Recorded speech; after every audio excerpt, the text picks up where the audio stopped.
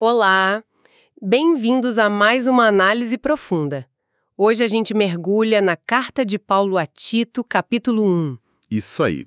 Vamos explorar desde a introdução, que é bem densa, né? Versículos 1 a 4. Até as instruções sobre liderança e os perrengues lá em Creta, versículos 5 a 16.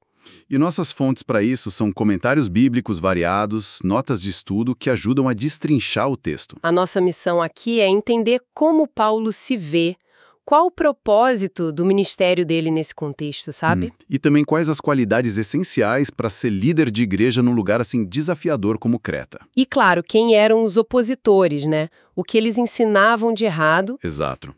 Então, bora lá desempacotar isso. Bom, começando pela introdução, chama atenção logo de cara que ela é bem longa, né? Bem mais que em Timóteo, por exemplo. Verdade. E para alguém próximo como Tito, por que tanto detalhe? As fontes dão umas pistas, né? Sim. O Calvino, por exemplo, ele sugere que a carta não era só para Tito, não. Era para as igrejas todas de Creta. Ah, tipo uma carta aberta, quase. Uma credencial para ele. Exatamente. Uma carta de crédito, como alguns dizem. E tem outro ponto. Van Uterse acha que essa riqueza toda, teológica e tal, é uma marca de que foi Paulo mesmo quem escreveu. Faz sentido. Um falsificador talvez fosse mais direto, né? Pois é. E o Hans Burke até diz que é a mais completa descrição do serviço apostólico de Paulo. Bem forte. E como ele se apresenta? Primeiro, servo de Deus. No versículo 1. E é a única vez que ele usa essa expressão exata para ele mesmo nas cartas. É um título de honra, né? Lembra Moisés, Davi. Sim. Alguns comentaristas, tipo o Burke, acham que pode ser até uma resposta aos judaizantes lá de Creta, sabe? Mostrando humildade e pertencimento total a Deus. Contrastando com a arrogância deles, talvez, e logo em seguida vem apóstolo de Jesus Cristo. Aí já define a função específica dele. Exato. Comissionado diretamente por Cristo. Ele sempre batia nessa tecla, né? Como lá em Gálatas. Sim, apóstolo é mais que servo, né? Indica a autoridade dada por Cristo para estabelecer a doutrina. Isso. O Stott ressalta muito isso. O chamado, a comissão, a capacitação única dos apóstolos é bem diferente da autoridade que os falsos mestres inventavam para si mesmos. Entendido. Aí Paulo já parte para o propósito desse apostolado. São 4 pontos interligados ali nos versículos 1 e 2. O primeiro, promover a fé que é dos eleitos de Deus. O que seria isso exatamente? Basicamente, é compartilhar o evangelho para que aqueles que Deus escolheu possam crer e crescer na fé. As fontes entram bastante na teologia da eleição aqui, né? Falam que é um ato soberano de Deus, por pura graça, decidido antes de tudo, baseado em Cristo, não no nosso mérito. E a fé e as boas obras vêm como resultado disso, não como causa. Exato, como em Atos 13:48 ou Efésios 2:10. A ideia é que Deus age soberanamente. E o ministério de Paulo, a pregação, é o meio que Deus usa para chamar esses eleitos. Interessante essa conexão. O segundo propósito, promover o pleno conhecimento da verdade. Isso liga a fé com o entendimento, né? Perfeito. Para comentaristas como Calvino, Stott, fé e conhecimento são, tipo, inseparáveis no cristianismo de verdade. Não é para ser uma fé cega, então. De jeito nenhum. É uma fé baseada na verdade que Deus revelou, o Evangelho. Essa verdade é o que Paulo vai chamar depois de sã doutrina. É o padrão para medir as heresias, entende? Entendo. Combate as ideias vazias que tinha por lá. Exatamente. E isso já puxa o terceiro ponto. Promover a vida piedosa. Ou seja, a verdade tem que dar fruto na prática. Não pode ficar só na cabeça. Com certeza. A verdade da Bíblia, ao contrário das heresias, ela mexe com o caráter, com a conduta. O Burke fala de uma unidade. Verdade, vida, fé e obras. O Calvino diz que o alvo da doutrina é a adoração verdadeira, a religião pura. Isso, ensinar o temor a Deus, a reverência.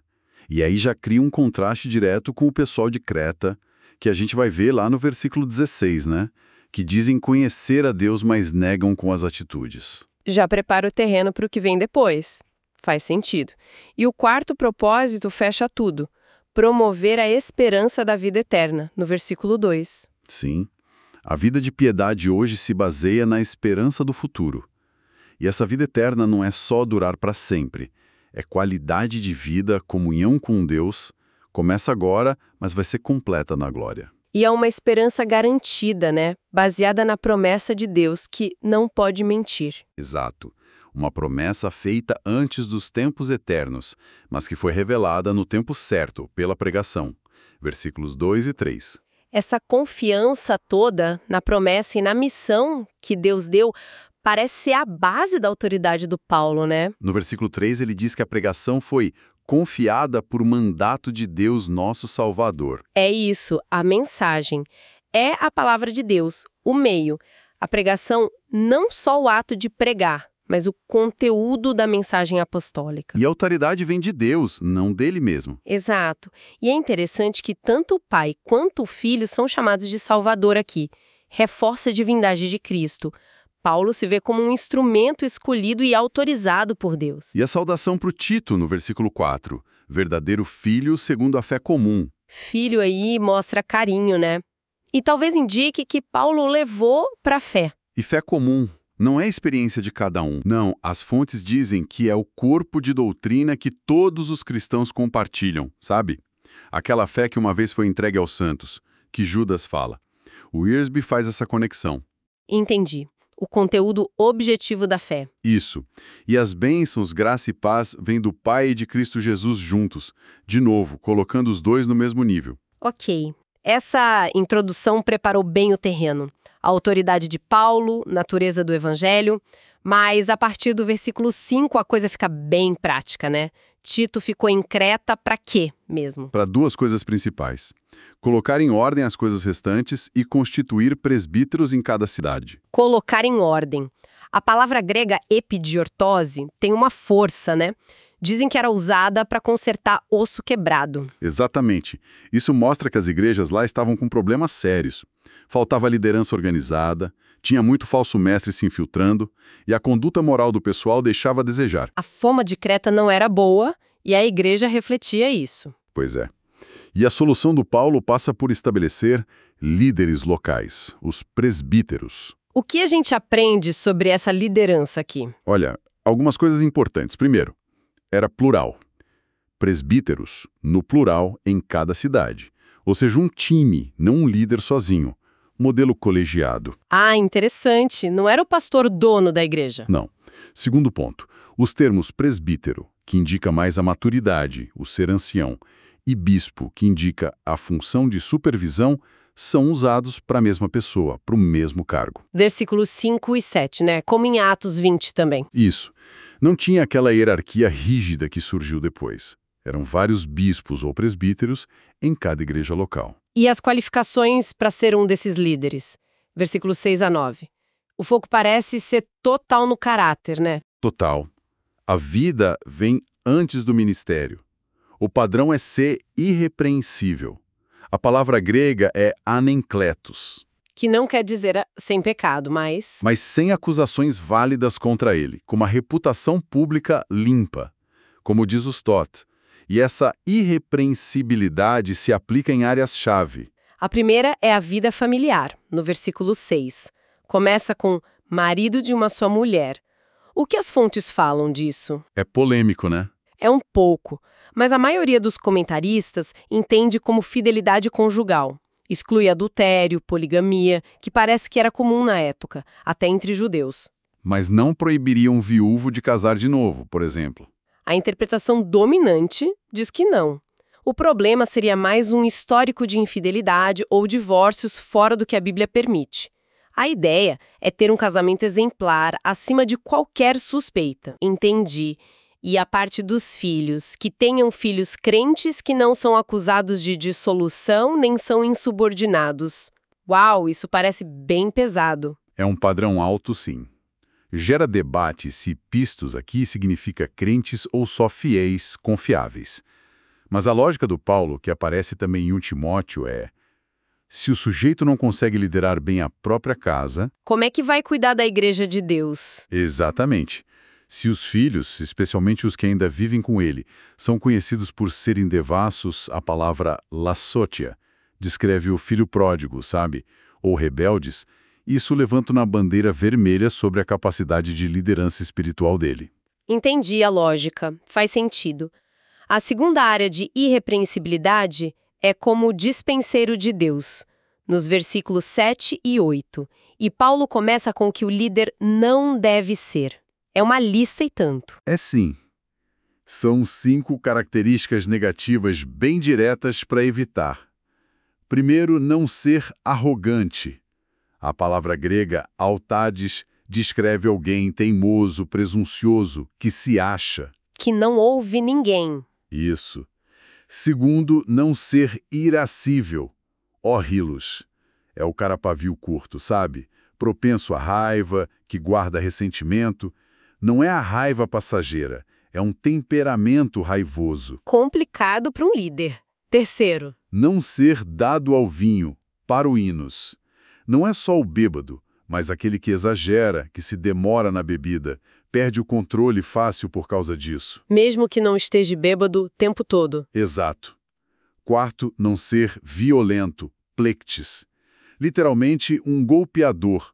Pode ser violência física ou verbal, intimidação, falta de autocontrole. E o quinto negativo? Não ser cobiçoso de torpe ganância, a escróquerdes. O sujeito que ama o dinheiro sujo, que faz qualquer negócio para lucrar, de forma vergonhosa. Um contraste forte com os falsos mestres que a gente vai ver. E a fama dos cretenses era de serem gananciosos também, né? Exato, Plutarco falava disso. Então esses são os nãos. Agora vem os sims, as qualidades positivas que ele deve ter, no versículo 8. Quais são? São qualidades voltadas para os outros, para si mesmo e para Deus. Em relação aos outros, ser hospitaleiro, filoxenos, literalmente, amigo de estrangeiros, super importante naquela época, né? Abrir a casa, o bolso, o coração. Uma marca do povo de Deus desde o Antigo Testamento. Exato. E também amigo do bem, filagatos. Amar o que é bom, as pessoas boas, as coisas boas. Ver o melhor nos outros. Legal. E em relação a si mesmo? 4 coisas. Ser sóbrio, sófron, equilibrado, sensato, com bom senso, não impulsivo. Ser justo, dikaios, correto nos seus relacionamentos, imparcial. Ser piedoso, ósios, santo, devoto a Deus, consagrado. E ter domínio próprio, encrates, autocontrole. Essencial para liderar. É um perfil de maturidade mesmo. E a terceira área de irrepreensibilidade, que é crucial, a relação com a palavra de Deus, no versículo 9. Fundamental. O líder precisa ser apegado à palavra fiel, que é segundo a doutrina. Ou seja, fidelidade total à Bíblia, ao ensino dos apóstolos. Não pode ser um novato na fé, né? Tem que estudar. Exato. 1 Timóteo 3,6 fala disso. Tem que se dedicar à palavra. E essa fidelidade se mostra em 2 frentes práticas. Quais? Primeiro, ser poderoso para exortar pelo reto ensino. Usar a palavra para edificar, encorajar, corrigir os crentes na verdade. E segundo? Ser poderoso também para convencer os que o contradizem, ou seja, ter habilidade para usar a palavra para refutar o erro, para mostrar onde os falsos mestres estão errados, habilidade apologética. Precisa saber construir e defender com a palavra. Exatamente. Construir a igreja, na verdade, e defender a igreja do erro. E essa necessidade de refutar o erro já nos joga direto no problema dos falsos mestres em Creta. Versículos 10 a 16.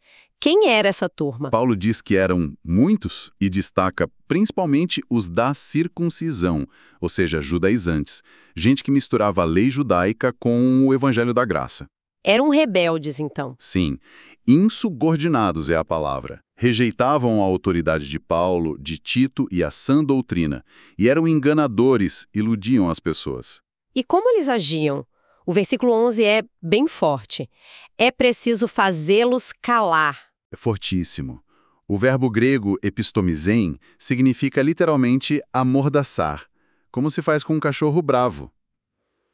Nossa, por que tão drástico? Porque eles estavam transtornando casas inteiras, iam de casa em casa ensinando o que não deviam, sabe? Visando os mais novos na fé, talvez.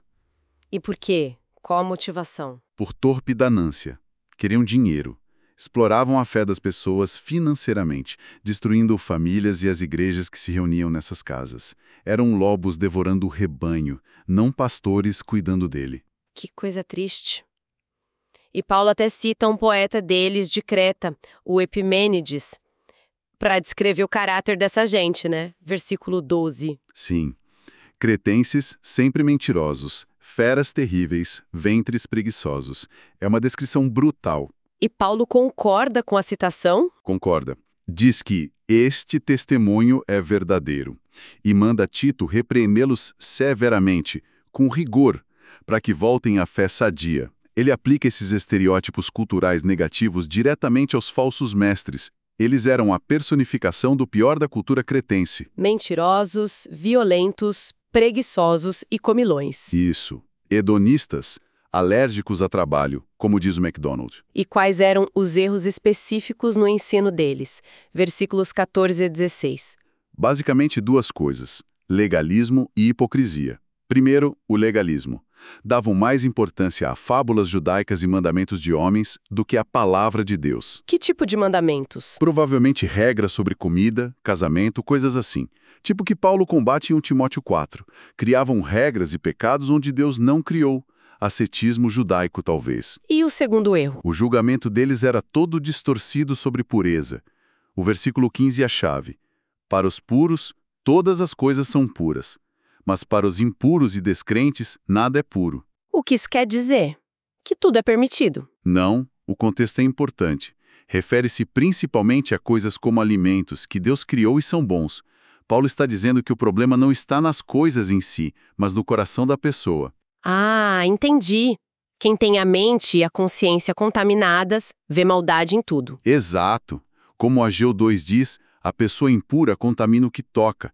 Eles valorizavam a pureza de lavar as mãos, de não comer certas coisas, mas o coração estava sujo, foco no ritual externo, ignorando o interno. E a hipocrisia fecha o quadro no versículo 16, né? É o golpe final. No tocante a Deus, professam conhecê-lo, entretanto, o negam por suas obras. Falam uma coisa, fazem outra. Fé sem obras, ritual sem realidade. É a hipocrisia na sua essência. E qual o resultado disso tudo? São abomináveis. A palavra grega, deluctos, é usada para ídolos, algo nojento para Deus. São desobedientes e reprovados para toda boa obra. A palavra adokimos significa algo que não passa no teste, falsificado, inútil. Que triste. A vida deles era um desserviço total. Exato.